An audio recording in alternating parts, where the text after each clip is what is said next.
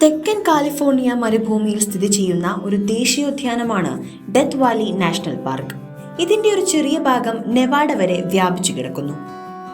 വടക്കേ അമേരിക്കയിലെ ഏറ്റവും താഴ്ന്ന സ്ഥലവും ലോകത്തിലെ ഏറ്റവും ചൂടേറിയ സ്ഥലങ്ങളിൽ ഒന്നുമാണ് ഡെത്ത് വാലി നാഷണൽ പാർക്ക്.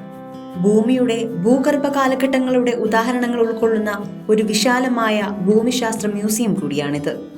ഈ പാർക്ക് 3.4 ദശലക്ഷം ഏക്കർ വിസ്തൃതിയുള്ളതാണ്. USA തുടർച്ചയായ 48 സംസ്ഥാനങ്ങളിലെ ഏറ്റവും വലിയ ദേശീയോദ്യാനവും ന്യൂയോർക്കിലെ അഡിറോണ്ടാക് സ്റ്റേറ്റ് പാർക്കിന് തൊട്ടു പിന്നാലെയുള്ള 48 സംസ്ഥാനങ്ങളിലെ രണ്ടാമത്തെ വലിയ പാർക്കുമാണിത്. എന്നാൽ പാർക്കിലേക്കും തിരിച്ചും പൊതുഗതാഗത സൗകര്യമില്ല. ഈ താഴ്വരയ്ക്ക് 210 കിലോമീറ്റർ നീളവും 6 മുതൽ 13 മൈൽ വരെ വീതിയുമുണ്ട്. കൂടാതെ കുത്തനെയുള്ള പർവ്വതനിരകളാൽ ഇവിടം ചുറ്റപ്പെട്ടിരിക്കുന്നു.